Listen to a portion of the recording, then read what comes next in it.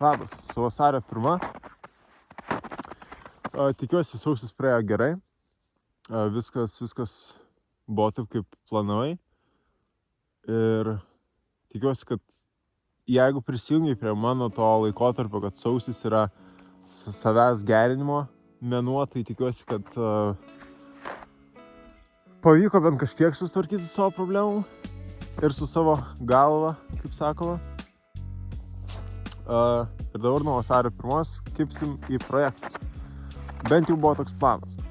Bet aš pastebėjau, kad per tą sausį aš iš tikrųjų, nuo to laikotarpio, kai pradėjau tvarkyti su savim, tai aš iš tikrųjų pradėjau daryti ir savo projektus. Tuos, kur sakiau, kad stabdysiu. Ir nežinau, kažkaip atradau vėl tą meilę savo dalykam, kuriuos turiu padaryti, savo darbam, kuri buvo kaip ir jau pradingusi.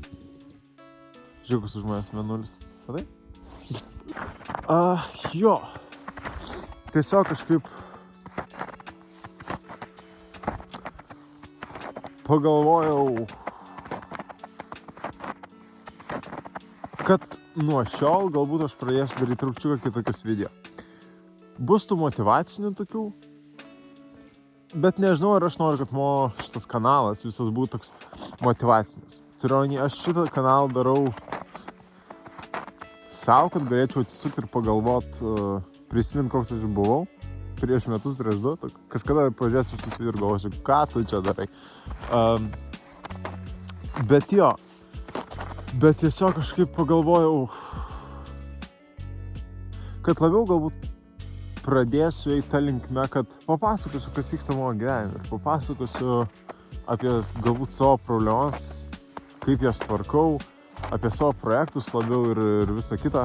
Nežinau, nenoriu, kad viskas būtų tokia motyvacija. Ir kaip galiu aš motyvuoti tave, jeigu aš pats nebuvau labai motyvuotas. Nes sausį aš jau trupučiuką praradau tą motyvaciją ir pradėjau tą tokį laikotarpį iki vasario. Aš tvarkau su savim ir bandau atrasti tą motyvaciją vėl pats. Tikrai dar darysiu tų motyvacinių, bet kol kas pasakosiu gal kažką apie save. Daug tavo laiko per daug nešvaistysiu dabar. Tiesiog noriu palinkėti tau gero vasario. Ir tikiuosi, kad jeigu turi ir kokių planų vasarį, tai tikiuosi, kad viską pasidarysi. Tai va, iki kito.